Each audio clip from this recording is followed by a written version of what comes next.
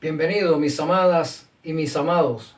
Hoy nuevamente vamos a estudiar las Sagradas Escrituras y vamos a tratar de extraer de ellas todo el conocimiento que podamos obtener en función de nuestra vida eterna.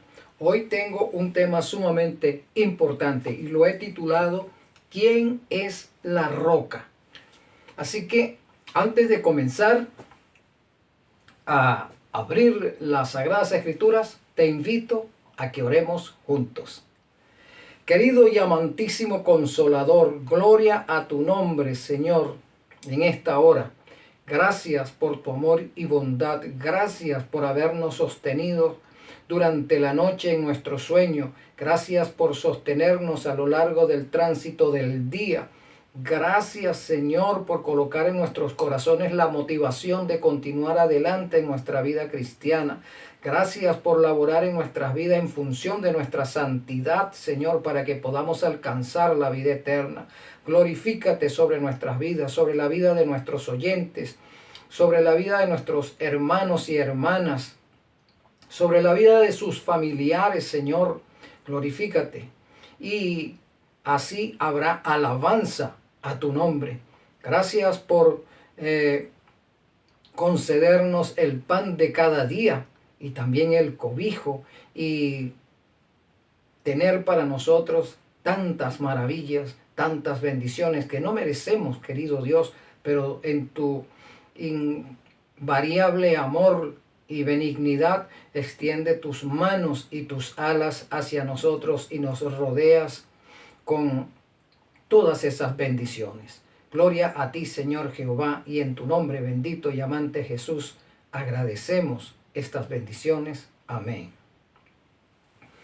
Bien, mis amados, vamos a establecer el principio para este tema. Y ese principio lo vamos a encontrar en el libro de Amós. El profeta Amós, uno de los profetas menores del Antiguo Testamento.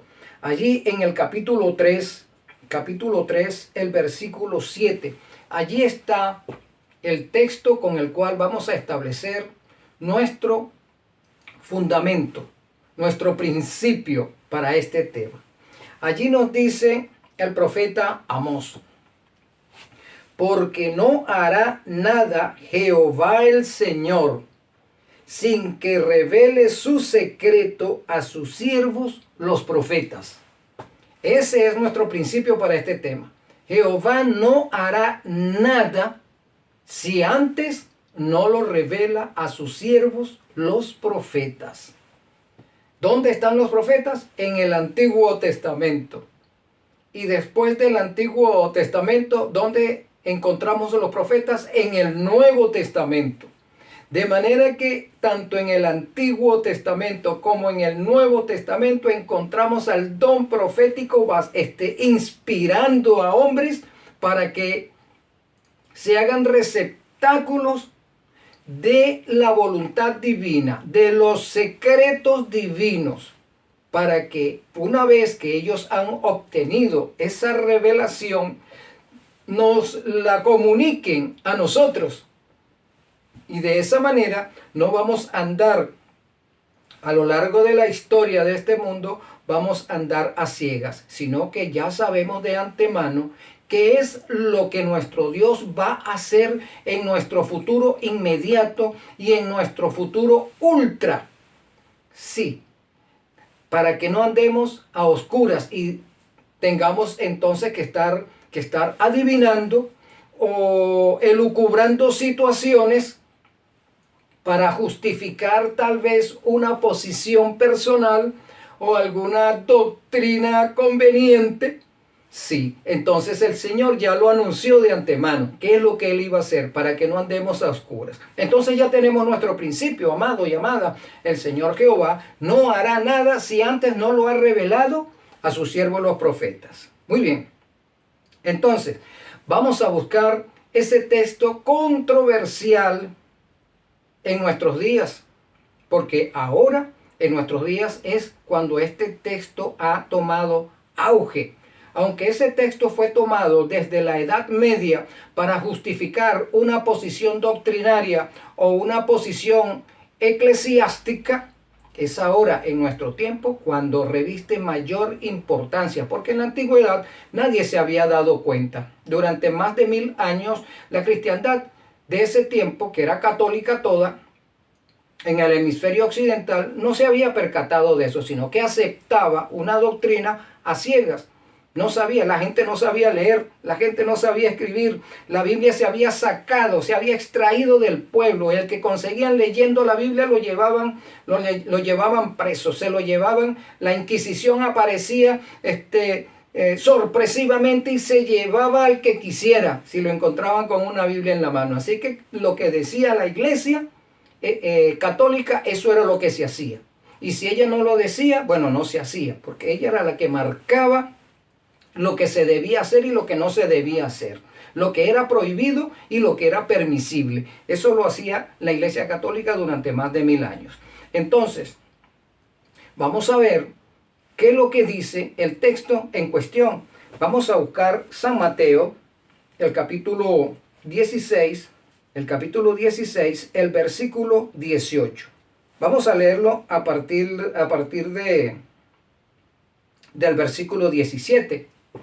Y nos dice: entonces le respondió Jesús: bienaventurado eres, Simón, hijo de Jonás, porque no te lo reveló carne ni sangre, sino mi Padre que está en los cielos. Porque el Señor le está felicitando a Simón Pedro en ese momento.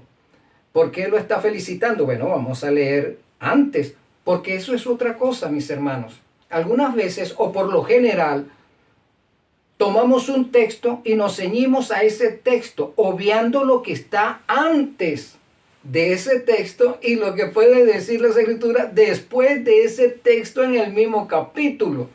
Y entonces con ese texto queremos armar una doctrina, obviando lo que se ha dicho antes de ese texto o después de ese texto. Muy bien.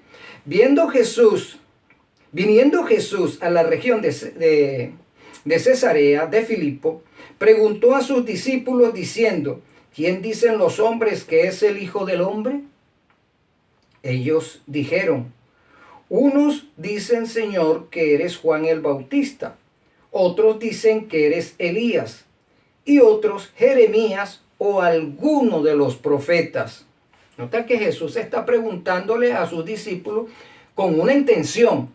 Déjame decirte que esa porción del capítulo es tomado para algunos decir que Jesús no es Dios, porque si él hubiese sido Dios, no habría tenido necesidad de preguntar a los discípulos qué decían los demás acerca de él, porque como él es Dios, él lo sabe todo. Eso es un error pensar así, porque Jesús es Dios y él lo sabe todo. Pero resulta que Jesús necesitaba arrancar de labios de sus discípulos una verdad. Jesús necesitaba que ellos confesaran lo que realmente ellos estaban pensando y que todos se dieran cuenta o todos oyeran lo que ellos pensaban. Jesús necesitaba que los discípulos reflexionaran y analizaran también lo que los demás decían y lo cotejaran con lo que estaban viendo en la persona de Jesús, en el actuar de Jesús. Jesús necesitaba todo eso para que ellos se dieran cuenta de las cosas en forma racional. No que anduvieran como muchos de nosotros andamos, como que si estuviéramos alucinados. Caminamos alucinados y escuchamos alucinados y vemos alucinados. No pensamos, no analizamos lo que nos dicen, lo que vemos. No, aceptamos lo primero que a alguien se le viene a la boca, lo aceptamos como que si fuese una verdad. O lo aceptamos como que si fuese una mentira, porque alguien que tal vez tiene cierto, ¿cómo diríamos? Cierto nivel de autoridad, lo dice y hay que aceptarlo así. No, eso sucedió en la Edad Media. Ahorita ya no. Estamos en otro tiempo en que hay que escudriñar las escrituras, en que hacer como hicieron los bereanos. Los bereanos escuchaban a Pablo y luego se iban a sus casas a escudriñar las escrituras del Antiguo Testamento, a ver si lo que él decía era cierto. Y nosotros debemos hacer lo mismo y pedirle al Espíritu Santo que nos ilumine. A nosotros no nos ilumina ningún ser humano.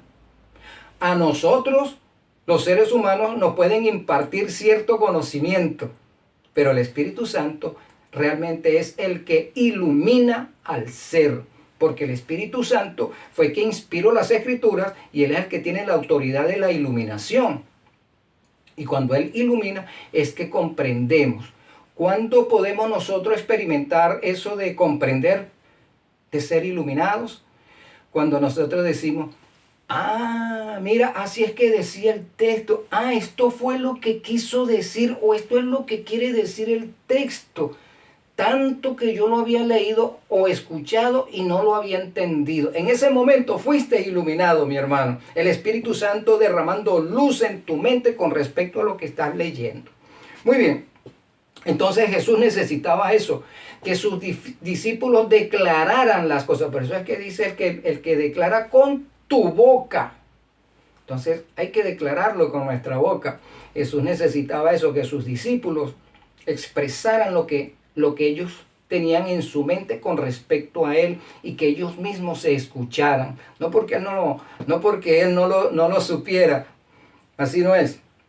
Bien, entonces el versículo 15 nos dice, Él les dijo, ¿y vosotros quién decís que soy yo? ¿Verdad? Esa es una pregunta allí capciosa. ¿Y vosotros quién dicen, qué dicen ustedes que soy yo? El versículo 16, respondiendo Simón Pedro dijo, tú eres el Cristo, el Hijo del Dios viviente. Pedro, como siempre, hermano, una de sus características suyas es que Pedro era muy salido. Pedro tenía que ver en todo. Y la mayoría de las veces Pedro andaba equivocado. Esa característica suya de prepotencia, esa característica suya de querer saberlo todo, esa característica suya, pues era prepotente. ¿Por qué? Porque le dijo a Jesús, no, Señor, aunque te lleven a la cruz y a la muerte, yo soy capaz de ir contigo. Prepotencia. Con un hombre que confiaba demasiado en sí mismo. Por eso es que el Señor en una ocasión lo reprende. Lo reprende. No sabes que ya han pedido tu alma y yo he rogado para que puedas superar esa prueba. No creas tanto en ti, no tengas tanta confianza en ti, Pedro. Pero no lo entendió, sino mucho después que había cometido el error de negar al maestro, fue cuando se dio cuenta o caer en cuenta de lo que Jesús le estaba alertando, de la reprensión que Jesús le hizo. Fue en ese momento cuando lo pudo entender. Pero Pedro no lo entendía, ni cuando se estaba ahogando allá en el mar, pensando que él iba a llegar caminando sobre las aguas hasta donde estaba el maestro. Bueno, su prepotencia lo hizo que quitara los ojos de Jesús y empezó a hundirse. Sálvame, maestro, que perezco. Ese era Pedro, un hombre finito. Muy bien, entonces Pedro le dice, tú eres el Cristo, el Hijo del Dios viviente. Entonces el Señor Jesús lo felicita, ¿verdad? Entonces le respondió Jesús, bienaventurado eres, Pedro, Simón, hijo de Jonás, porque no te lo reveló carne ni sangre, sino mi Padre que está en los cielos. En ese momento, la mente de Simón Pedro, fue iluminada por el Espíritu Santo. Y entonces el Espíritu lo impulsó a declarar que Jesús era el Cristo. Eso no surgió de él, mi hermano. Eso no surgió de él. Fue la obra del Espíritu Santo en él actuando para que declarara una verdad revelada a su mente por el mismo Espíritu Santo. Y Jesús, pues, lo felicita, no por lo que estaba diciendo solamente, sino porque fue objeto del Espíritu en ese momento para declarar una verdad. Entonces Jesús le dice, yo también te digo, ahora Jesús va a responder con respecto a quiénes son. Dice, bueno, tú eres Simón, ¿verdad? Tú eres un hombre, tú eres un mortal, tú eres un pecador, tú eres un hombre con las características propias, personales, tuyas, que te hacen cometer errores, que andas metido en problemas siempre. Recordamos que Pedro también cargaba una medio espada escondida en el cinto, porque él también formaba parte, en cierto sentido, con la doctrina de los celotes, mejor dicho, con el movimiento revolucionario de los celotes. Pedro cargaba también su espada allí. De manera que aquel momento cuando a Cristo lo fueron a prender para juzgarlo, entre comillas, porque la intención era matarlo en esa noche. Bueno, Pedro, ¿qué hizo? Sacó la espada y le cortó la oreja al siervo del sacerdote. Y Jesús le dice, no, Pedro, si yo hubiese querido liberarme, si yo hubiese querido destruir a todas estas personas, ya yo habría dado la orden de que viniesen millares de ángeles y resolvieran esta situación. Estoy hablando parafraseando.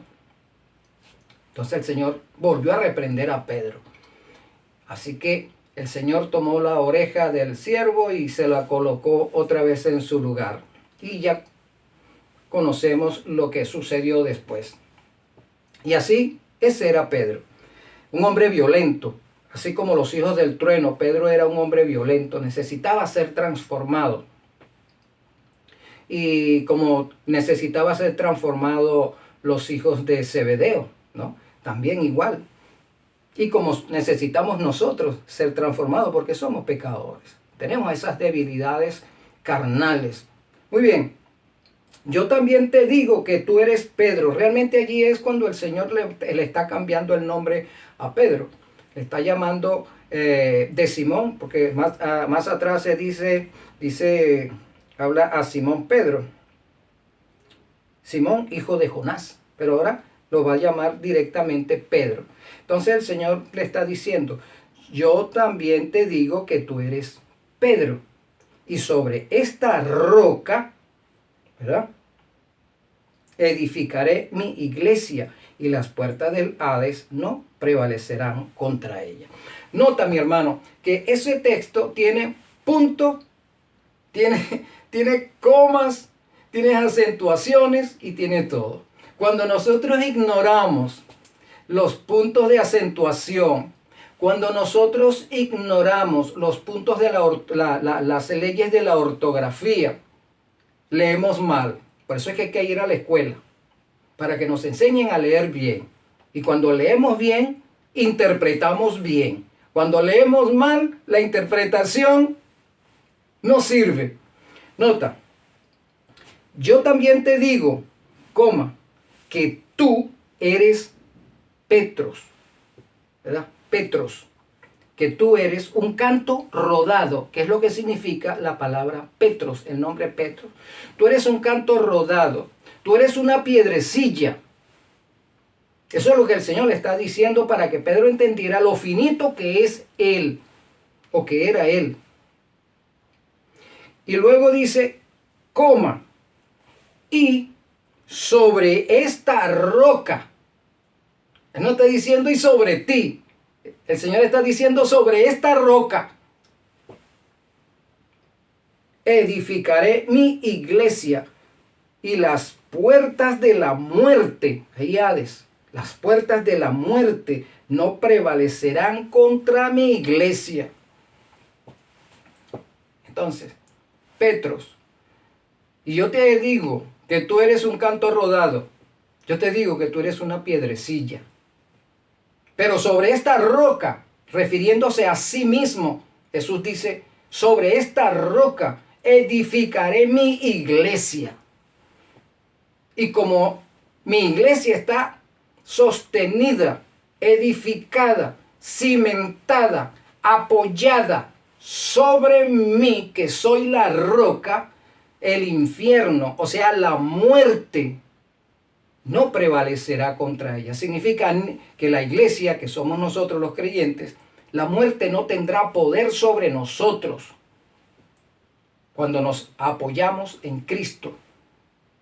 No prevalecerá con nosotros. Eso significa que a partir de ese momento, toda aquella persona que entrega su vida a Cristo tendrá vida eterna. No se está refiriendo a la muerte natural. Cristo paga es la muerte eterna. Esa fue la que Él pagó. Pero la muerte natural nosotros la pagamos porque hasta ahora todos morimos. Pero entonces Jesús abre la puerta hacia la vida eterna. Entonces la muerte no va a tener poder sobre ti. La muerte eterna ya no tiene poder sobre ti porque tú te has cimentado sobre mí, que soy la roca. Y sigue diciendo, las puertas de la muerte no prevalecerán contra mi iglesia, o sea, contra mis creyentes, contra mis seguidores, contra mi pueblo. Eso es lo que está diciendo el Señor Jesús. Y entonces,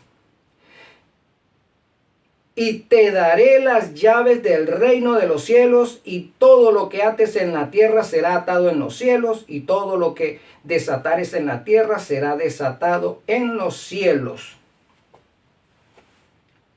¿A quién le está diciendo? ¿A quién se está refiriendo Jesús? ¿Quién tiene el poder sobre la muerte? Él, porque Él dio su vida y la tomó de sí mismo. Nadie me la da, nadie me la quita, porque yo la tomo de mí mismo. San Juan dice en su evangelio, en Él estaba la luz y Él era la vida. Cristo es la vida. Por eso es que la muerte no tiene poder sobre Él. Por eso es que la tumba no tiene poder sobre Él. Por eso fue que Satanás no pudo dejarlo encerrado en la tumba, porque Jesús tiene poder sobre la muerte. Entrega su vida y la toma Él mismo, de sí mismo, porque la vida mora en Él. La vida le es inherente a Él. Y por eso es que Él dice que Él tiene, es Él. Entonces cuando Él está diciendo sobre esta roca, Él se está refiriendo ahora en segunda persona, pero se está refiriendo a sí mismo. Primero habla en primera persona, y sobre esta roca, primera persona. Segunda persona, pero refiriéndose a sí mismo, porque ya está hablando acerca de sí mismo. Y a ti te daré las llaves del reino de los cielos. ¿Quién tiene la llave del reino de los cielos? Cristo.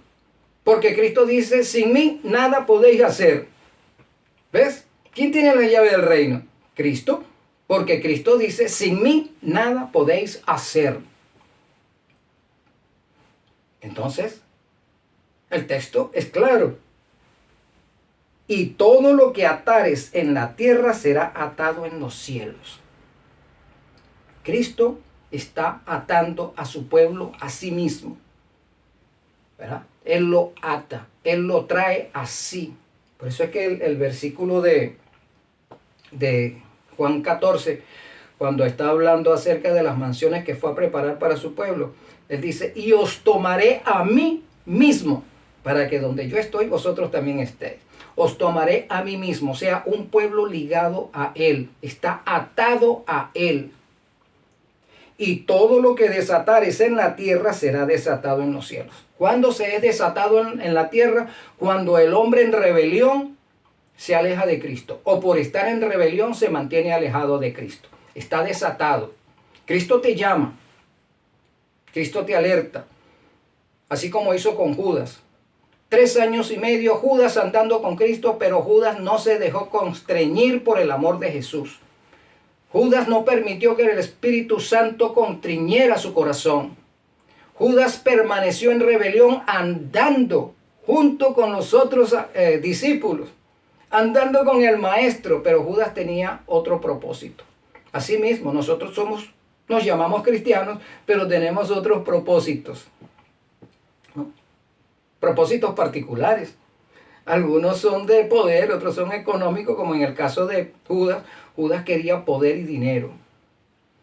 Dentro de la cristiandad hay elementos así, pastores y sacerdotes, y también feligreses. Han tergiversado lo que es ser cristiano. Entonces el cristianismo se ha convertido en una cuestión social. La iglesia, el templo es un club social. Los rituales y ceremonias con respecto al culto también es algo social. Y cuando vamos más allá, entonces lo queremos ligar con la política. Y así estamos, y armamos una bestia, porque la bestia, cuando se habla de bestia, se refiere a la unión del poder civil con el poder religioso, unidos. Eso es una bestia. Muy bien, entonces Jesús dice, y todo lo que sea desatado en la tierra será desatado en el cielo. Cuando tú haces pacto con Cristo, a través del bautismo, y lo declaras que tú aceptas a Jesús como tu Salvador, tu nombre es inscrito en el libro de la vida en el cielo, porque tú sabes que en el cielo hay 3 libros, ¿verdad? Por no decir 4, el cuarto libro es la ley de Dios. Hay tres o esos 4 libros, mejor dicho. Entonces está el libro de la vida, está el libro de las memorias y cuentas, y está el libro de la muerte y de los pecados. 3 libros en el santuario celestial, más la ley de Dios que está también en el santuario celestial, en el lugar santísimo, dentro del arca del pacto. Entonces tenemos esos 4 libros. Cuando tú haces pacto con Cristo y lo declaras, entonces tu nombre es inscrito en el libro de la vida. Cuando tú te mantienes en santidad es guardando la ley de Dios, no haciendo otra cosa, sino guardando la ley de Dios, te mantienes en santidad. Esa es la batalla. Entonces tu nombre permanece escrito en el libro de la vida. Cuando tú haces obras en función de la salvación o del bienestar de tu prójimo, esas obras son escritas en el libro de memorias y cuentas. Pero cuando tú, después de haber hecho pacto con Cristo y de haber sido anotado tu nombre en el libro de la vida, tú te regresas al mundo o apostatas de la fe, ¿verdad? Entonces Cristo dice, y la iglesia te dice que si no te mantienes dentro de los lineamientos, vas a tener como recompensa pues que tu nombre va a ser excluido del libro de la iglesia.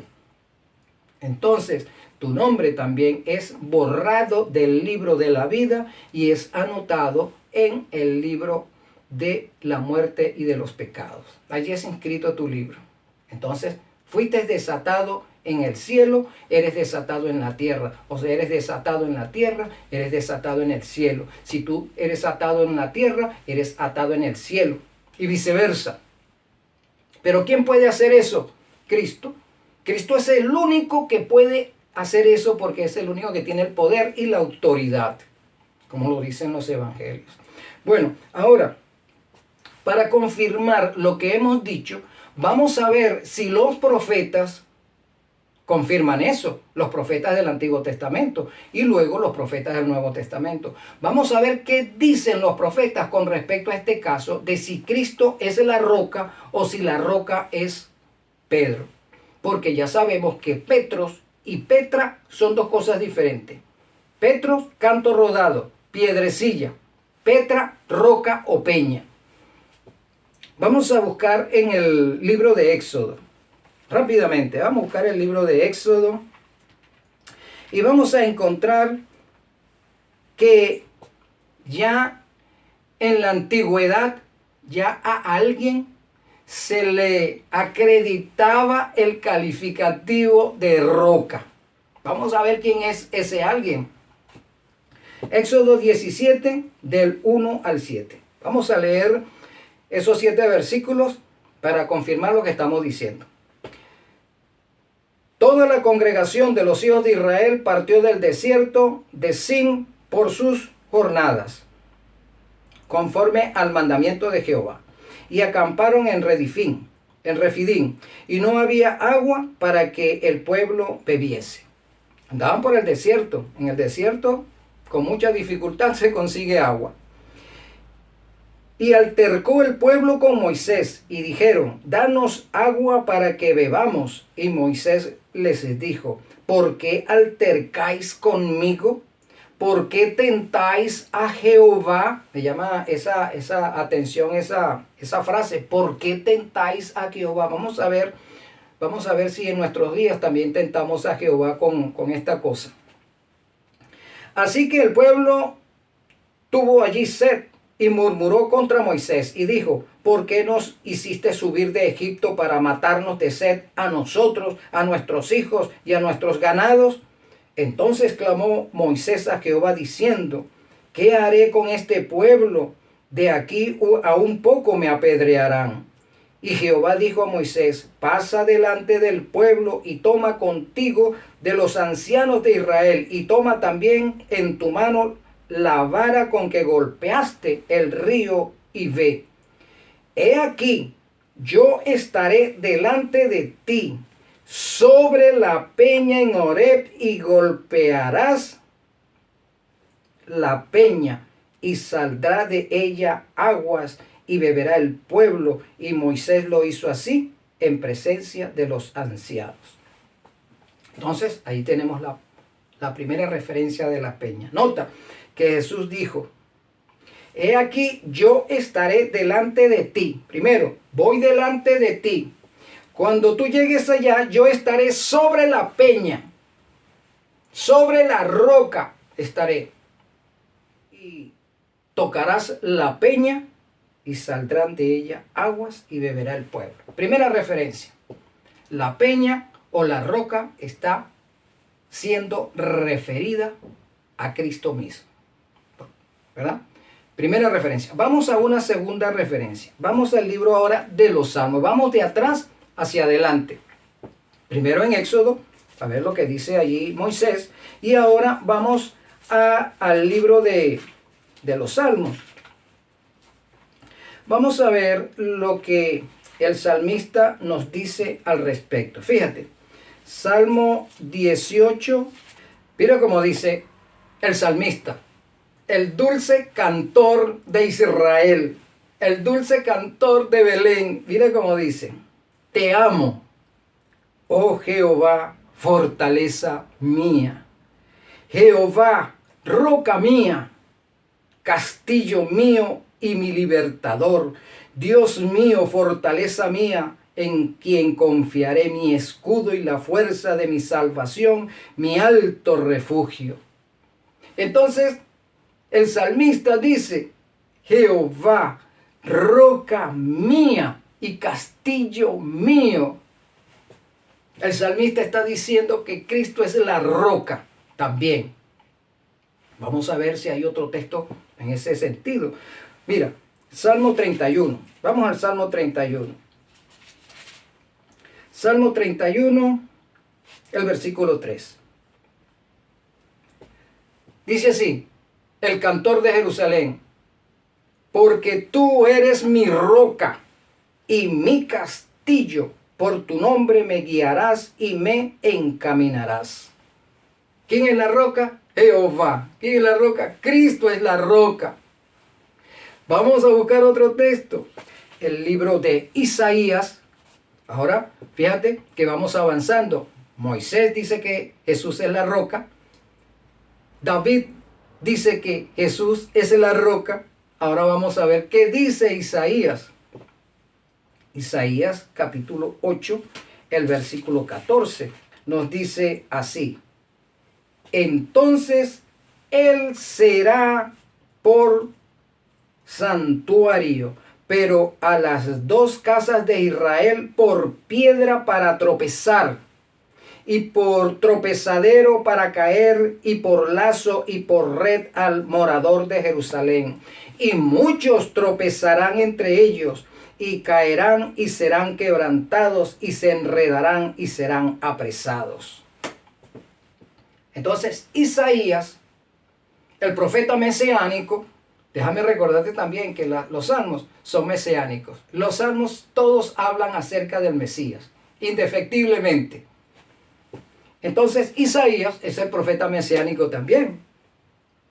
Entonces dice Isaías, Entonces Él será. ¿Quién es Él? El Mesías. El Mesías.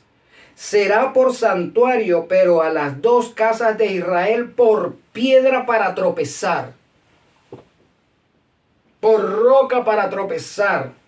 Y por tropezadero para caer. Y por lazo, por red al morador de Jerusalén.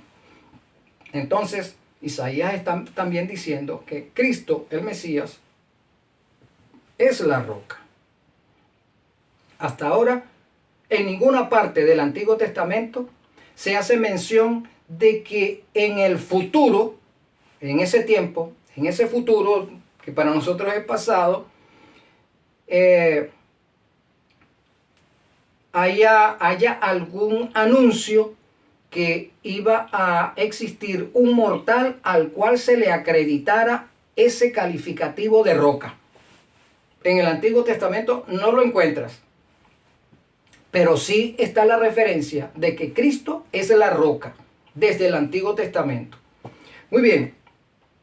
Entonces, piedra para tropezar. Bueno, vamos a explicar un poquito del por qué en Éxodo Moisés dice que han tentado a Jehová. Y vamos a aclarar también en qué sentido es que es un tropezadero. Para aplicarlo a este caso que nos interesa de quién es la roca y quién es la piedra. Tentar a Jehová, mis hermanos, significa otorgarle a un humano, otorgarle a un hombre finito, a un hombre pecador, a un hombre necesitado de salvación, otorgarle los atributos divinos. Eso es tentar a Jehová. Por tropezadero, por lo mismo, tú te tropiezas cada vez con la roca cuando insiste en otorgarle a un ser pecador el atributo divino. Sí, te estás tropezando con eso constantemente. La cristiandad católica está tropezando con eso constantemente, contra la roca. Y tropieza contra la roca de otras maneras, pero solamente en este tema vamos a hablar de ese hecho, de quién es la roca. Ignorando la verdadera roca, otorgando los atributos de la verdadera roca a un ser mortal. Eso es tropezarse con ella. Ahora, vamos a continuar. Vamos ahora al libro de Lucas. Ahora vamos a entrar en el Nuevo Testamento. Vamos a ver si en el Nuevo Testamento podemos conseguir que alguien acredite a Pedro como la roca. Vamos a ver.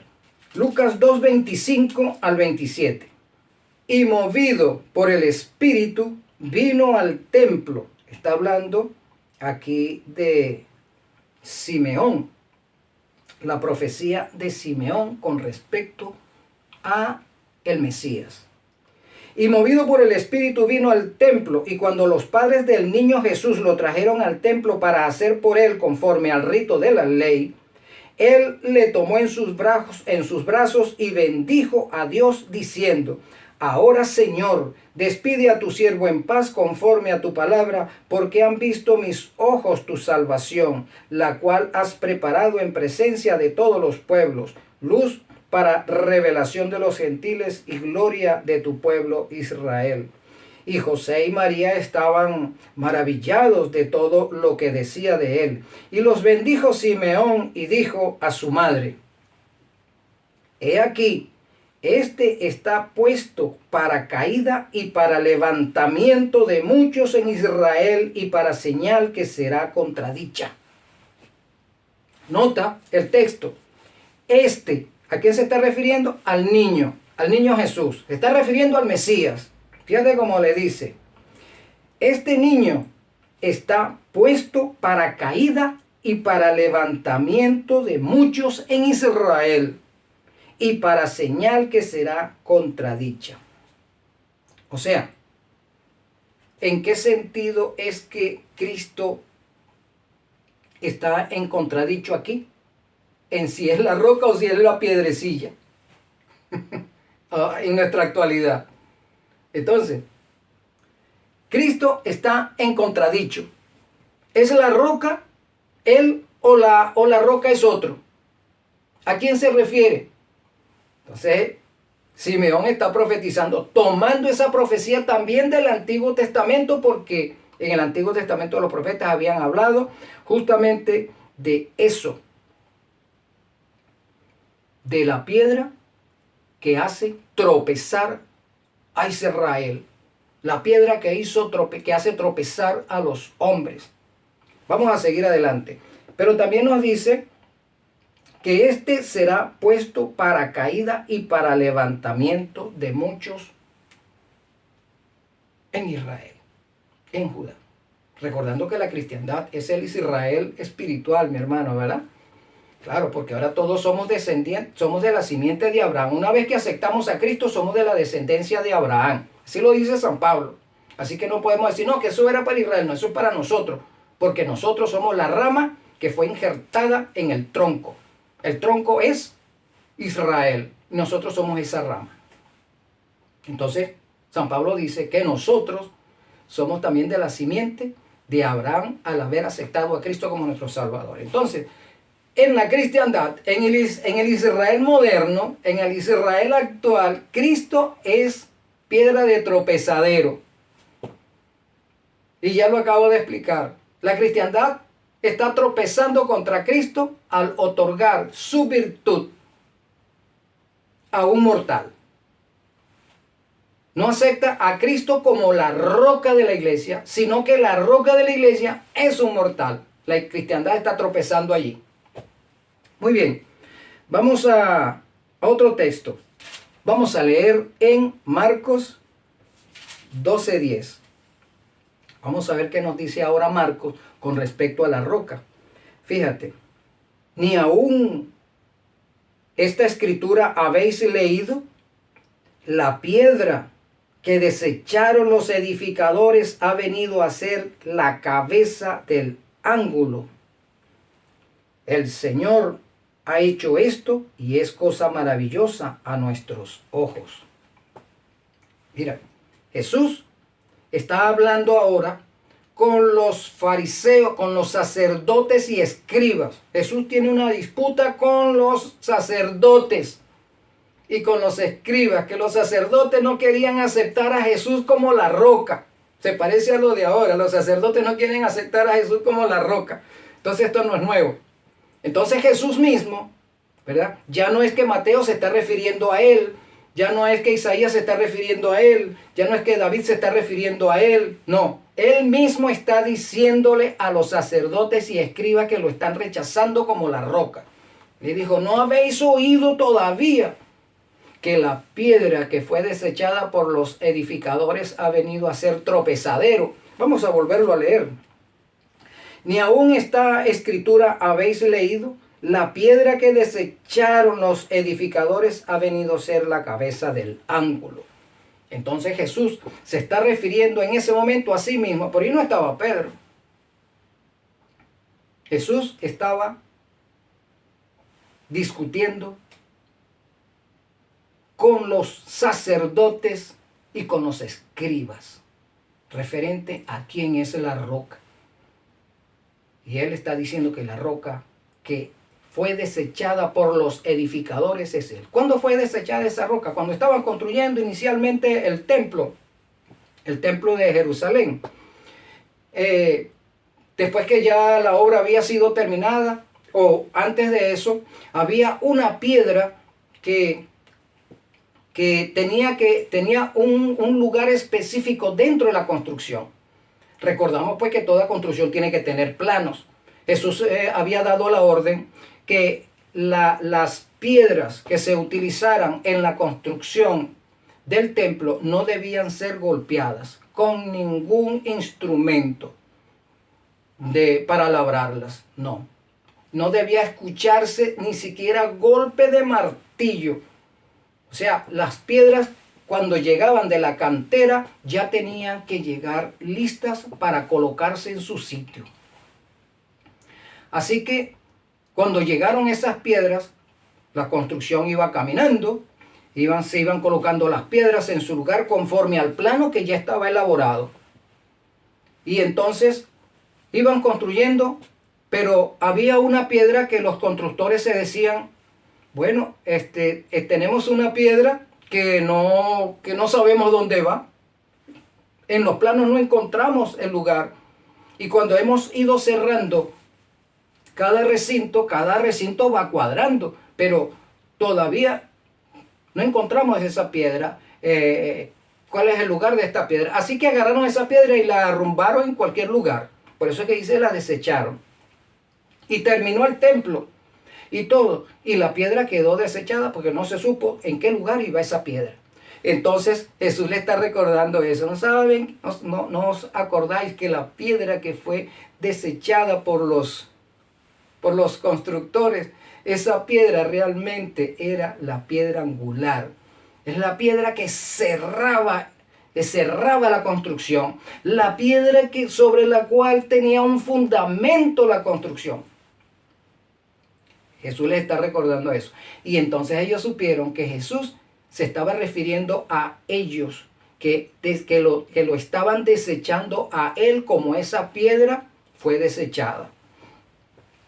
De manera que aquí encontramos que Jesús está acreditando a sí mismo el calificativo de la roca, de la piedra. Vamos a ver ahora el libro de Primera de Corintios. Primera de Corintios, en el capítulo 10, mi hermano, allí vamos a encontrar a San Pablo resolviendo un problema en la iglesia de Corinto. Capítulo 10, versículo del 1 al 6. Fíjate cómo dice San Pablo a los hermanos de Corinto. Porque no quiero, hermanos, que ignoréis que nuestros padres todos estuvieron bajo la nube y todos pasaron el mar. Entonces San Pablo le está haciendo un recuento a los de Corinto, a los hermanos de Corinto, gentiles y judíos que ahora pertenecían a la iglesia en Corinto, a la iglesia cristiana. Le está haciendo como especie de un recuento de lo que había sucedido en el pasado cuando el pueblo que había salido de Egipto atravesó el mar. Y sigue diciendo el versículo, y todos en Moisés fueron bautizados en la nube y fueron bautizados en el mar.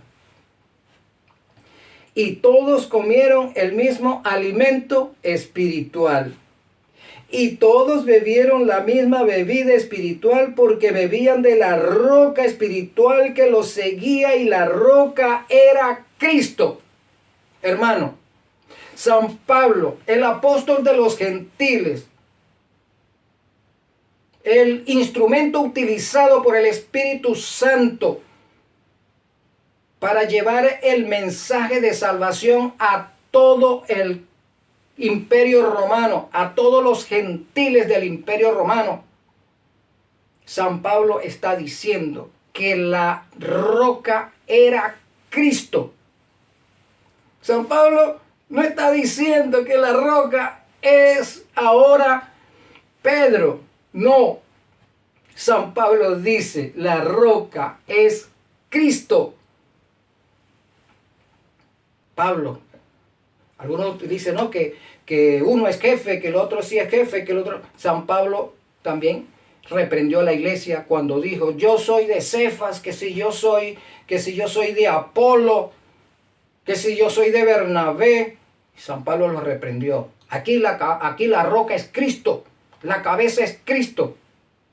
Todos nosotros somos instrumentos de Cristo. Aquí ningún apóstol puede erigirse como cabeza, ni como líder único de la cristiandad. Porque el Señor Jesús lo dejó bien claro y dijo, vosotros todos sois hermanos.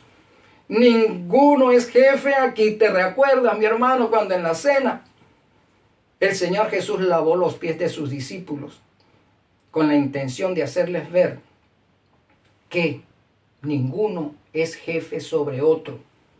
Ninguno tiene autoridad sobre el otro. Y Jesús lo dijo bien claro, vosotros todos sois hermanos. Pues recordando el pasaje en que la madre de los hijos del trueno fue en un descuido de los otros apóstoles porque todos querían estar cerquita al maestro. Entonces esta mujer se acercó al maestro y le dijo, Señor, en tu reino yo quiero que mis hijos estén uno a tu derecha y uno a tu izquierda. ¿Qué significaba eso? Jefes. Uno sería primer ministro y el otro estaría encargado de la tesorería del nuevo reino que instauraría Cristo, entre comillas. Entonces esta madre estaba pidiendo eso para sus hijos. Y el Señor Jesús le reprendió, eso no está de mí darlo, pero de cierto que estarán. Pero él se estaba refiriendo a otra cosa. Jesús iba rumbo a su muerte. Y Jesús entonces le declaró a esta madre, le declaró que sus hijos también estarían con él en ese mismo trance en el final de sus vidas. De manera que Jesús dijo, vosotros todos sois hermanos. Jesús no colocó a ninguno por encima del otro. Entonces encontramos que San Pablo está declarando que Cristo es el jefe. Cristo es la cabeza. Cristo es la roca. Y la roca era Cristo. Pero más aún, mi hermano, vamos a ver lo que dice el apóstol Pedro con respecto a eso mismo. Mira, vamos a buscar en la primera carta de San Pedro esta declaración suya. Capítulo 2, versículo 4 al 7. Fíjate, acercándonos a Él. ¿Quién es Él? Cristo. Acercándonos a Cristo, piedra viva, desechada ciertamente por los hombres. Entonces Pedro se está refiriendo a esa piedra que Jesús mencionó a los escribas y a los sacerdotes, que a la vez Jesús refería a la piedra de Oreb y a la piedra que fue desechada durante la construcción del templo. Fíjate cómo se eslabona este caso. Pedro hace referencia a lo que dijo Cristo. Cristo se está haciendo referencia de eso mismo, buscándolo en el Antiguo Testamento, lo que se decía de él o lo que se habla de él. Entonces, Cristo, piedra viva, desechada ciertamente por los hombres, mas para Dios escogida y preciosa. ¿Quién es la piedra escogida y preciosa? Cristo, mi hermano. Eso le está diciendo Pedro. Vosotros también como piedras vivas, sed edificados como casa espiritual. Pedro está haciendo eco también de las palabras de San Pablo cuando dice nosotros somos el cuerpo. La cabeza es Cristo y nosotros somos el cuerpo. Nosotros somos la casa que conforma ese cuerpo. Y Pedro está diciendo que ese cuerpo tiene que estar conformado por hombres y mujeres vivos, es decir, hombres y mujeres con pasión de obediencia, con pasión, con amor hacia la cabeza, con amor hacia la roca verdadera, que tienen que ser cristianos legítimos, que tienen que ser cristianos celosos de su vida espiritual. A eso es que se está refiriendo San Pedro. Imitadores de la roca escogida, ¿verdad? Y preciosa.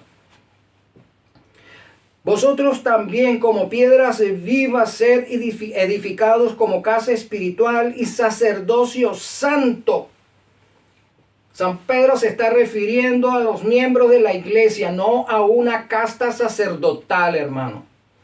Se está refiriendo que cada miembro de la iglesia debe sentirse sacerdote, es decir, debe sentir, debe vivir, debe experimentar la pasión, debe experimentar el servicio de ofrendarse a sí mismo sobre el altar, sobre la roca, quebrantado sobre la roca.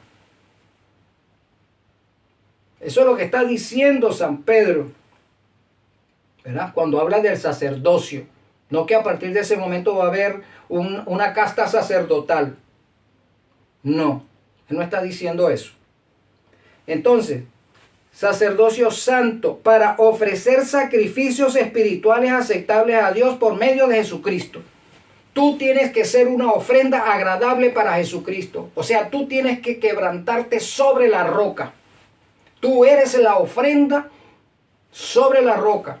¿Qué vas a ofrendar? Tu cuerpo. Sí, vas a ofrendar tu cuerpo, vas a ofrendar tus pensamientos, vas a ofrendar tus sentimientos, vas a ofrendar tu pasión, vas a ofrendar tus celos, tú vas a ofrendar todo. Y sobre ese altar también vas a sacrificar tus malas pasiones, tu egoísmo, tu envidia, tus celos. Todo eso tiene que ser quebrantado sobre la roca. Por eso es que San Pedro está diciendo que quebrantados sobre la roca como una ofrenda espiritual que el Señor acepte. Porque el Señor no acepta una ofrenda a medias, es decir, medios cristianos, casi cristianos. No, la ofrenda tiene que ser total, tu vida total. Aceptables a Dios por medio de Jesucristo. O sea, Jesucristo como la ofrenda pascual te extiende el privilegio de compartirse contigo y que tú seas junto con Él ofrenda también. Por lo cual también contiene la Escritura, he aquí, pongo en Sión la principal piedra del ángulo escogida, preciosa. Ahora Pedro va a hablar específicamente de la piedra sobre la cual tenemos que ser quebrantados. Mira, he aquí pongo en Sión. ¿De dónde está extrayendo él estas palabras? Del Antiguo Testamento. Del Antiguo Testamento. He aquí pongo en Sión la principal piedra del ángulo escogida y preciosa, y el que creyere en él no será avergonzado. Y el versículo 8 dice así: piedra de tropiezo y roca que hace caer. ¿De dónde está extrayendo San Pedro eso? Del libro de Isaías. Isaías 8:14. ¿Quién es la roca de tropezadero? Jesucristo. Entonces Pedro está diciendo que la roca de tropezadero es Cristo. Pedro está diciendo que la roca del ángulo es Cristo. Y te recuerdo, mi hermano, que cuando Pedro escribió esta epístola, ya Jesús había muerto. Hacía ya tiempo. Ya se había expresado la declaración del texto que presenta el problema doctrinario, ¿verdad? Ya había pasado lo de San Mateo 16:18. Pero Pedro está declarando que él no es la piedra es Cristo, la que fue desechada por los constructores, sobre la cual tenemos que ser sacrificados como ofrenda agradable, tal cual lo fue Cristo mismo. Y esa piedra que fue tropezadero en la antigüedad, porque los sacerdotes lo rechazaron y los sacerdotes actuales lo siguen desechando. Piedra de tropiezo y roca para hacer caer. Entonces Pedro está reconociendo que Cristo es la roca que sirve de tropezadero, que hace caer, la piedra que desmenuza cuando ella cae sobre alguien y que quebranta cuando alguien cae sobre ella. Así lo expresan las Sagradas Escrituras. Ahora, volvemos nuevamente a el libro de San Mateo. San Mateo 21, los versículos 42 al 44. Dice así, San Mateo 21, 42 al 44. Jesús le dijo, ahora Jesús está hablando directamente. ¿Nunca leísteis en las Escrituras la piedra que desecharon los edificadores ha venido a ser cabeza del ángulo? El Señor ha hecho esto y es cosa maravillosa a nuestros ojos. Por tanto os digo que el reino de Dios será quitado de vosotros y será dado a gente que produzca los frutos de él. Y el que cayere sobre esa piedra será quebrantado, y sobre quien ella cayere le desmenuzará. Entonces, mis hermanos, Cristo está diciendo que el que tropiece contra él será desmenuzado, pero el que sea quebrantado sobre él será quebrantado. El que cayere sobre él será quebrantado. Quebrantado significa que será enternecido, que ahora tendrá un corazón de carne, que ahora será, será una persona nueva, que será una persona utilizada por el Espíritu Santo, que será una persona transformada. Eso y mucho más quiere decir la palabra quebrantado sobre él, que es la roca. Pero el que tropieza contra él, como la cristiandad ahorita, que está tropezando contra él, quitándole su virtud salvífica como roca, quitándole su autoridad como roca, la cristiandad está tropezando con él. ¿Qué va a pasar con el que tropieza con él? Será desmenuzado, o sea, será destruido, mi hermano. A eso se está arriesgando el sacerdocio católico y las personas que le ponen atención a ese credo de que Pedro es la roca. No, hermano, la roca es Cristo, como hemos visto. De manera que o caes sobre la roca para vida eterna, o tropiezas contra ella y obtendrás muerte eterna. Dos caminos, no hay otro. La palabra nos dice que la roca es Cristo. San Pablo dice que la roca es Cristo. San Pedro dice que la roca preciosa es Cristo. Isaías, David, Moisés. El registro bíblico dice que la roca es Cristo, no Pedro. Por eso es que el Señor dice: bienaventurado Pedro, porque no te lo ha declarado, tú eres el Cristo, tú eres la roca. Y el Señor le dice: bienaventurado eres Pedro, porque eso no proviene de ti. Esas palabras provienen del Espíritu Santo que te ha impulsado a decirlo. Por lo tanto, yo te digo que tú eres Petros a partir de ahora, tú eres Pedro. Tú eres un canto rodado que me necesita para que estés cimentado sobre mí, para que no tropieces, para que no me niegues, para que tengas el valor de continuar, para que seas ejemplo de tus compañeros, no para que seas jefe, sino para que seas ejemplo de tus compañeros, para que te dejes quebrantar por el Espíritu y no seas ese hombre que sale disparado como es tu carácter.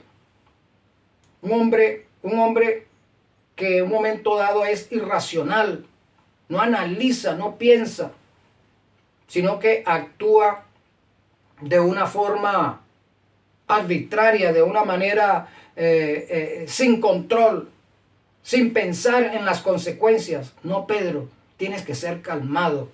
Pedro, tienes que ser consciente, tienes que pensar, tienes que analizar, tienes que verte a ti mismo como alguien que necesita ayuda, que necesita apoyo, alguien que necesita centrarse.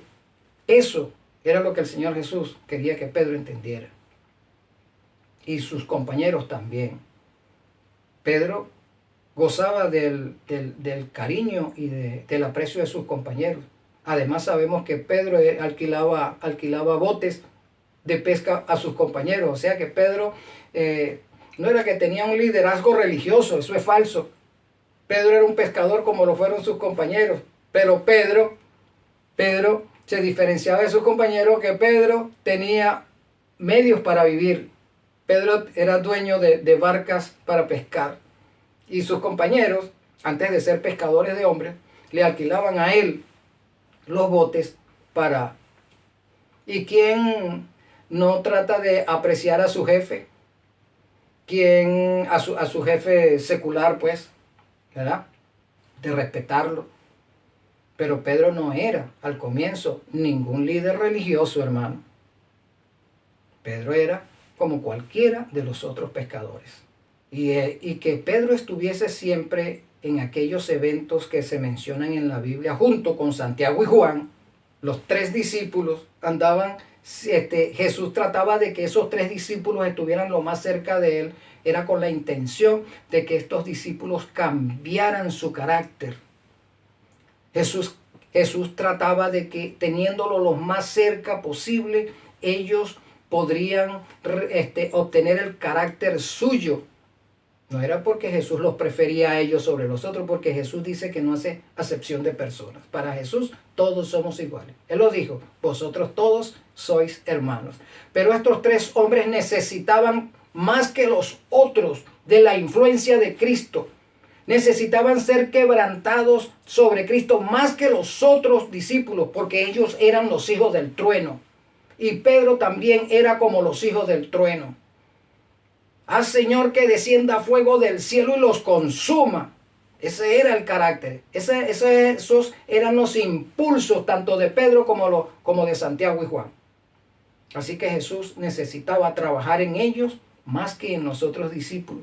De la misma manera que quiso trabajar en Judas, pero Judas se negó a que la influencia del Espíritu Santo quebrantara su corazón. No se dejó quebrantar por la roca. Por eso se perdió. Bien, mis amados, espero que hayamos podido ampliar un poco más el conocimiento de las Escrituras y que sigamos siendo quebrantados sobre la roca que es Cristo Jesús. Cristo Jesús es la roca de la verdadera iglesia. Cristo Jesús es la roca del pueblo que lo está esperando actualmente en su segunda venida. Si Pedro es roca, será de otro pueblo, pero no es del pueblo de Dios. Así que yo te invito a unirte al pueblo de Dios, a unirte al pueblo que tiene a Cristo como la roca. El Señor te bendiga, mi hermano y hermana. Vamos a orar para que continuemos siendo confirmados en esta fe, siendo confirmados en esta doctrina. Querido y amantísimo Consolador, gracias, Señor, por abrirnos la mente para ser iluminados con respecto a esta doctrina. La doctrina de que Cristo es la roca, es el autor y el consumador de nuestra fe. No hay otro, porque la palabra también dice, no hay otro nombre debajo del cielo en quien podamos ser salvos. Cristo tiene las llaves de la muerte. Cristo tiene las llaves de la vida. Tú lo eres todo, Señor Jesús. Tú eres la vida, porque San Juan lo declara. En ti está la vida. Tú eres la luz. Y el que se acerca a ti es iluminado, pero el que se aleja de ti busca conocimientos en otro lado. Y ese otro lado es la oscuridad, Señor. Glorifícate, Señor Jesús, en nuestras vidas. Glorifícate, querido Consolador, sobre nosotros. Gloria a ti, Señor Jehová, y en tu nombre bendito y amante Salvador agradecemos estas bendiciones. Amén. Ahora sí, mis hermanos, que la paz sea con cada una y cada uno de vosotros.